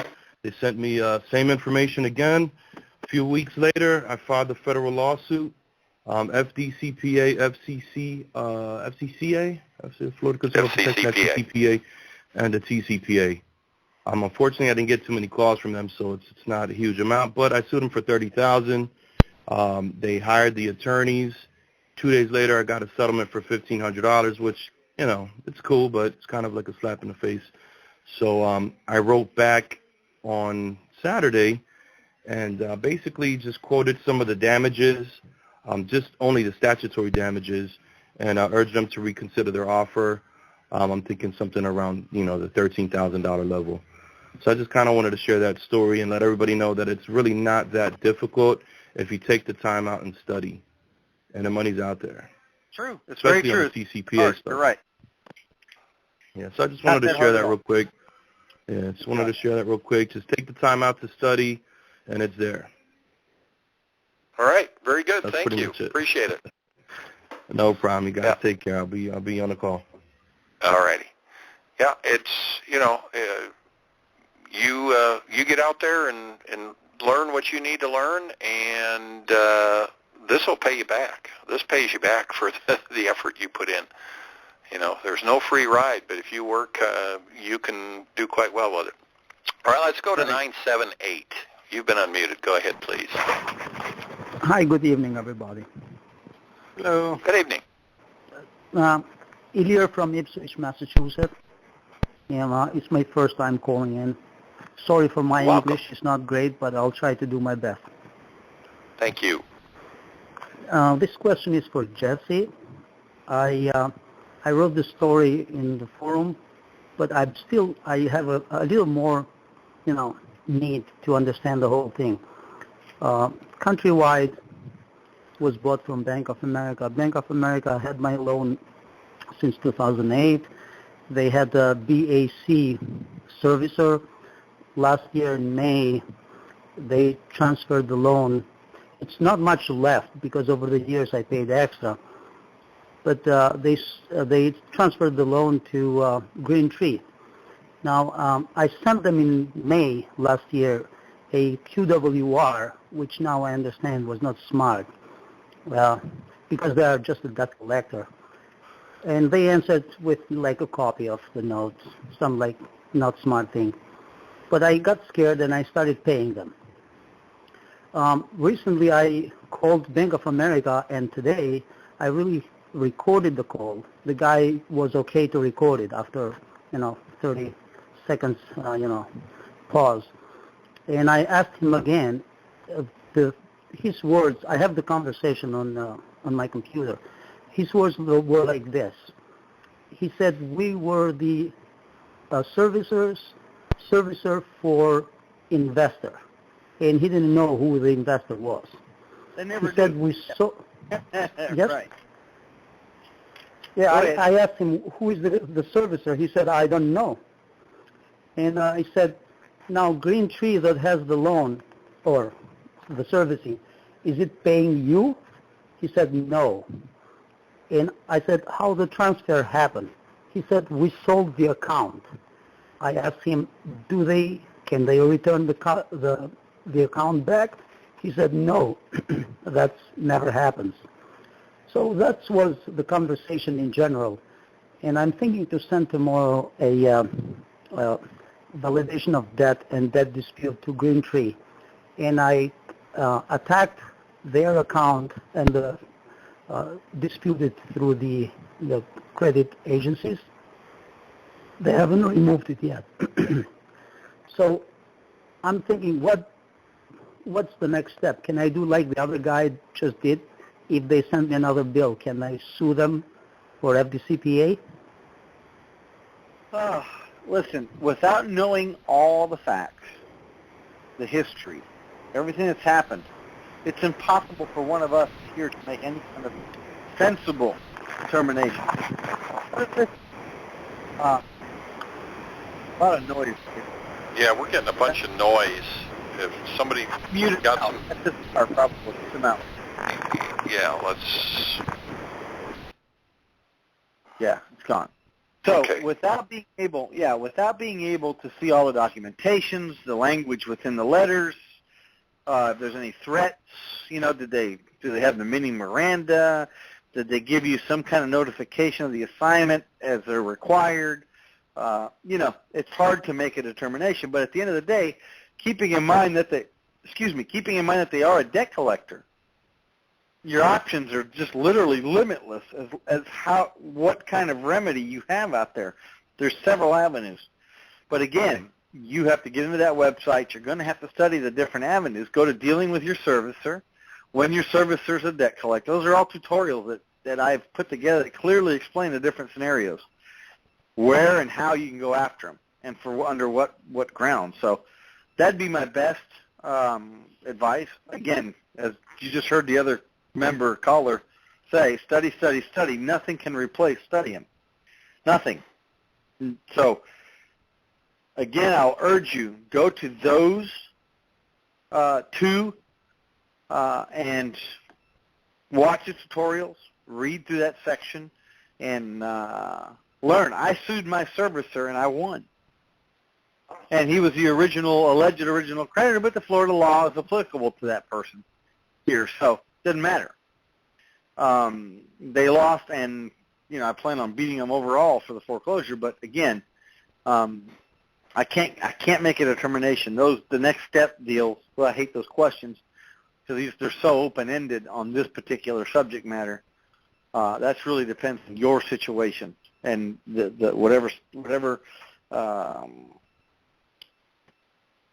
sets of facts or circumstances that have occurred with you in particular, because mine is different, Dave's is different, John's would be different. They're all different. So you have to look at what's occurred, right? And then from there assess which direction you're going to go. And really, that is the best advice I can give you. So. All righty. Well, we're going to move on to our next caller. All we got is a bunch of ones, so I'm guessing it's an internet caller. So let's go to wow, that caller. You've been unmuted. We're going to 111111111. Hello, you were just unmuted. Do you have a question for us? Sounds like somebody's clunking around there. Well, they're not answering, so we're going to go to 336. You have been unmuted. Go ahead, please. Hello, this is David Oliver. Can you hear me? Yeah, we can hear you, David. Yeah. Okay, great. Thank you. I've been a member 2 months, maybe 5 weeks. It seems like it's been forever just listening and going through the information. There's a lot. I appreciate all the information. It's really been almost like a breath of fresh air. The last 2 years have been really hard here financially, and I really appreciate all that you guys do. Well, we're here, man. I am next week doing the protecting your money, and I've got the plaintiff going to get judgment. The hearing's on the 29th. I have a lawyer that has sent me several letters on a Discover card, and when I sent a validation letter approximately a month ago, he just came back and said Discover Bank CO DB Servicing Corporation as the creditor. So I'm assuming this is a lawyer that was hired by Discover. Am I assuming right? Well, you got to be careful making assumptions. That might not necessarily be the case. Okay. Well, that's what it may appear to be on the surface. Well, the letter states that if I'm to make a payment, that I am to, it says not to send it to Discover, but to send it to, if this account is not disputed, send your payment payable to Discover Bank for the balance due to our office. Do not mail your payments to Discover Bank. And so I'm assuming now the letter of the 16th of December, at the bottom it states this communication is from a debt collector. So it's hard to tell. It's hard to tell whether the attorney's now the attorney alleges that they have been retained by Discover. Right. Okay. That's typical. Okay, so that's typical. You know how to get the answer? Can I give you the easiest so we can go on to another caller? I'll give you the easiest answer. You call Discover and ask them, do I owe you anything? Okay. That's it. And then they're going to say yes or no. Your account's been sold to, right, or sold or whatever. That's literally typically how our members all find out. And believe it or not, there's plenty of members who made that call, and the creditor goes, no, the account was charged off and sold. Okay. Now all of a sudden, hey, the attorney's lying. Okay. Right. But all right, when you got that letter from the attorney, did you send him a debt validation letter? Right away. In fact, since and I had just joined, but I'm part of also John's program, and so I'm part of his program, and so I knew to do that. But I have, through his program, I've gone through the last 3 or 4 months, gone through and protecting my money. So I've been dealing with that process, and we're almost finished with that. You're making yourself judgment-proof. Correct. Right. Yeah, that's almost done. It'll be done the 29th. I have one other question. I've been studying the TCPA, and I do have phone calls on both my cell phone number, home number. I have got collection agencies calling me, and I'm doing everything that your website says to do. I have one question, and I'm not sure how to deal with this. I had called a relative of mine, which is a very close relative, and told her that she may get calls, and if she does, please write down the information. Well, I didn't think that would ever happen, but the next day she gets a call from some guy looking for me at her place. And if now I just spoke with her today. She has recorded and documented, and they've left recorded messages on her phone machine. Documented 8 calls since last week. Is it a landline or a cell phone? It's a landline, and it's a landline. Now she has some calls on her cell phone, which she is coming over this coming Friday. I've got to go through her cell phone. Apparently, she has calls on her cell phone as well. But my question is, if I was to, or she was to proceed with some kind of action against these people, would she be the one that would be bringing the lawsuit, or would I be? Because they're looking for me. Yeah, it doesn't matter who they're looking for. If they're calling the cell phone, it's the person that receives the call. Okay. Now maybe she's let's just say if she was holding my cell phone, but she received the call. The violation is hers. Okay. All right.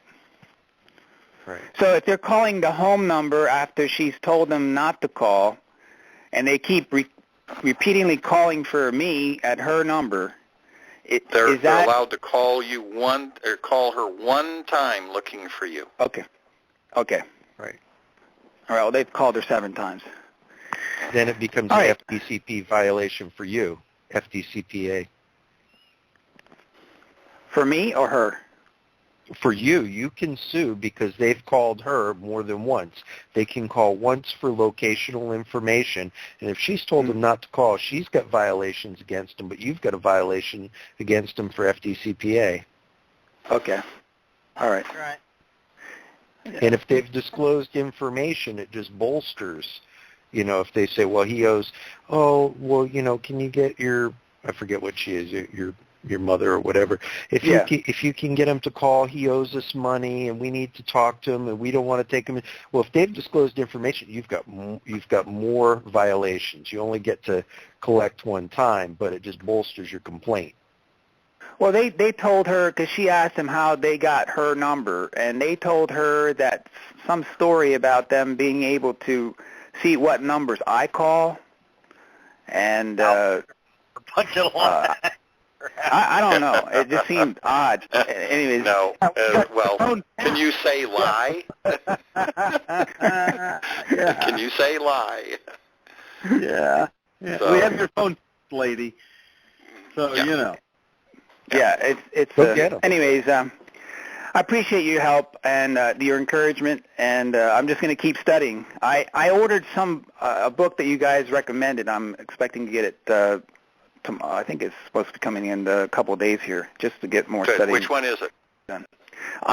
It was $210. So it was the NCLC book. Yeah. The NCLC. So good books. Yeah. Good books. All right. Well, thank you so much, guys. Appreciate your help. All right, buddy. All right. Thank you. Okay, we're going to keep going here. We probably take about 2 more calls before we wrap it up tonight. Let's go to 424. Let's try and see if there's somebody there again. We tried that before. 424. Hello, can you hear me? We can hear you. Go ahead. All right. Yeah, I fooled around and had my phone muted before and took too long getting it unmuted. But this is that guy in Las Vegas. Helping a friend of mine, another friend of mine, who had a credit pull back in 2011. And I was thinking we could go back 4 years or 2 years from the time discovered or something to that effect. It's 2 years from date. Yeah, it's 2 years from date of discovery or within the last 5 years. Okay, so we're in right there.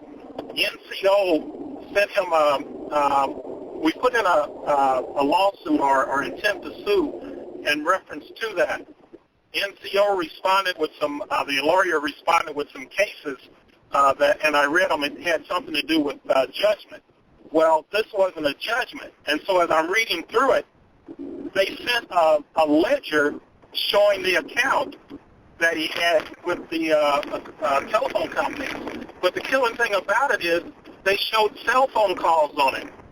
So now we're going to have to amend it to include those cell phone calls. And they made 4 calls to his father, 2 calls to his father, and 2 calls to his wife's mother.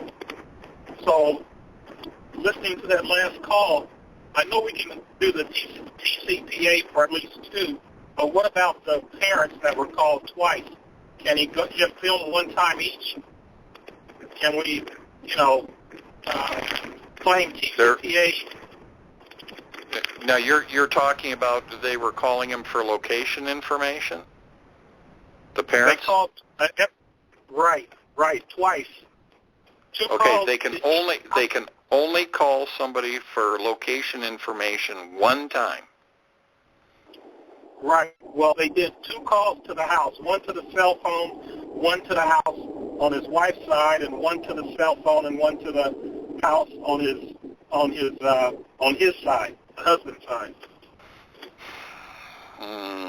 That may fall in. The court may look at that possibly as just one call to each number.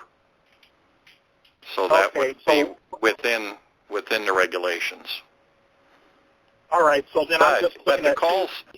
Yeah, but the calls to the cell phone, if it was made with an automated dialer and they didn't have their express consent, that'd be a violation.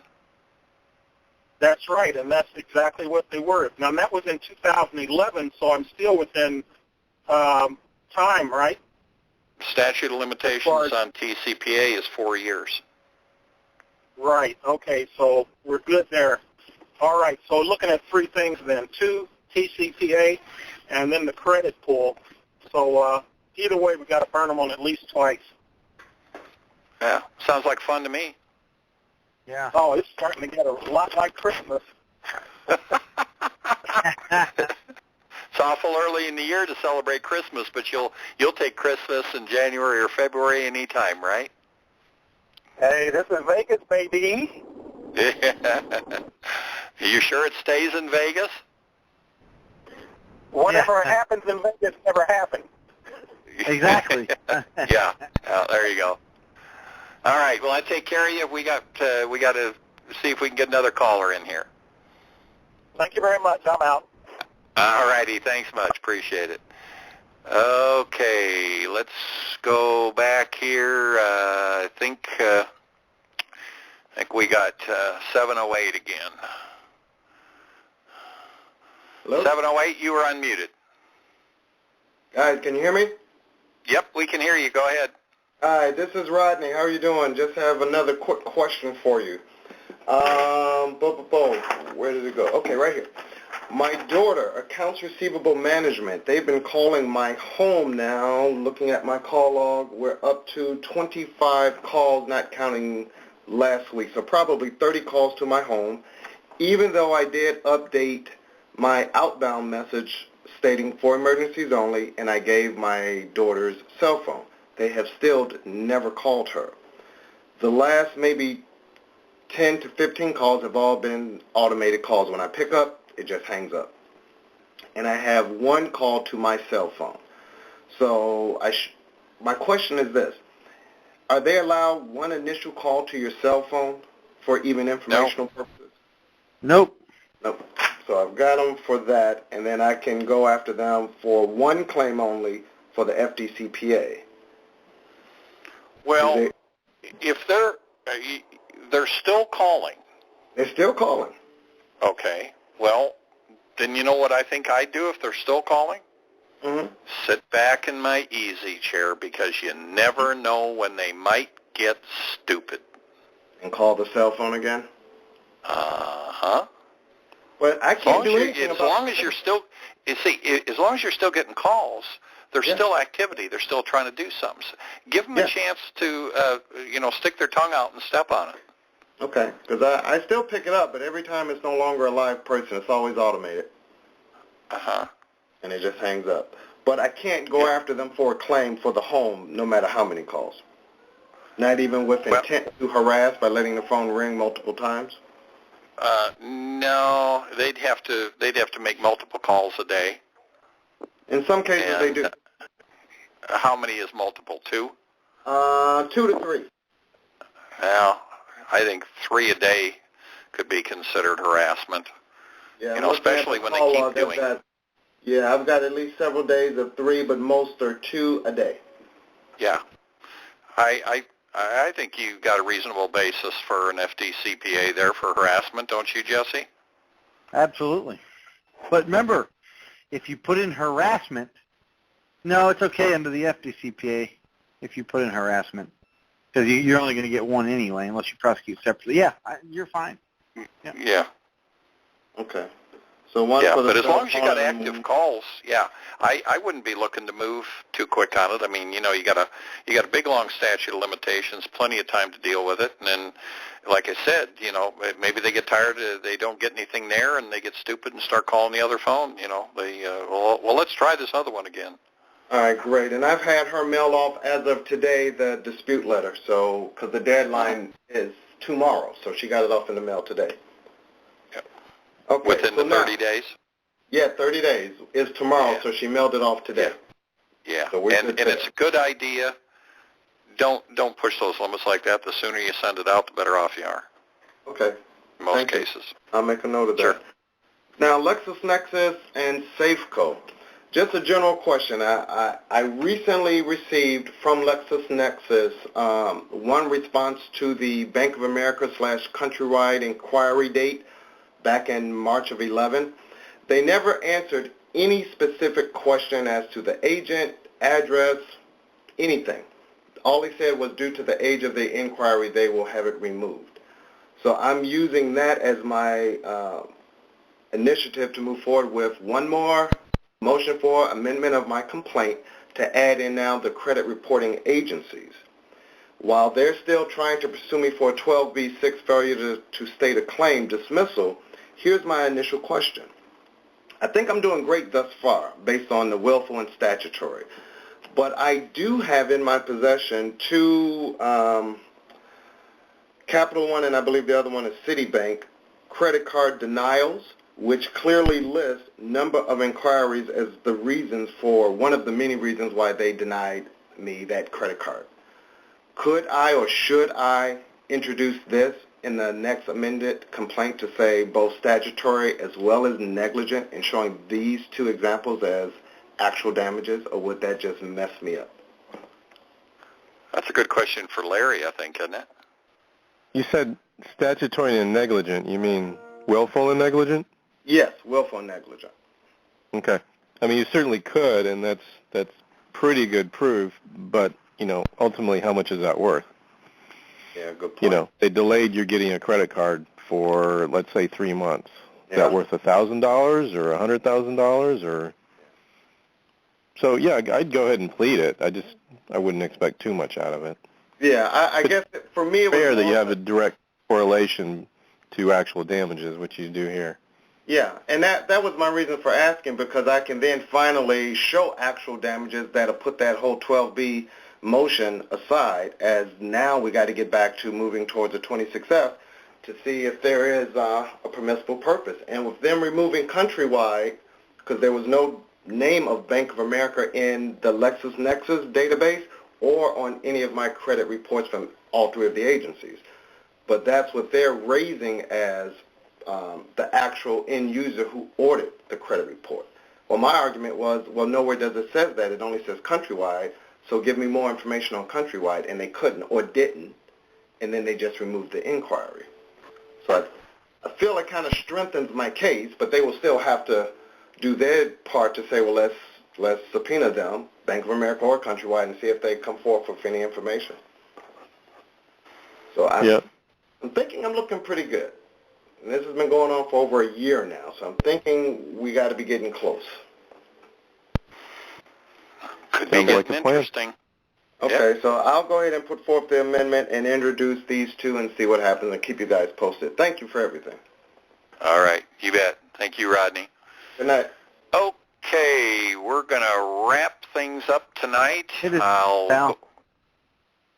Pardon? I said, yes, it's done. It is 10:03. Yes, and I'm going to run through the calls and stuff tomorrow. Of course, we have a webinar. I'm going to be doing that webinar, and we're going to be talking about finding case law and using arguments and stuff, finding great arguments and language in pleadings. And this is, I think, going to be helpful to some people, give you some guidance on how to go about doing some of this and where to find some of this great material. And that, of course, is tomorrow afternoon at 3 o'clock Eastern for the members.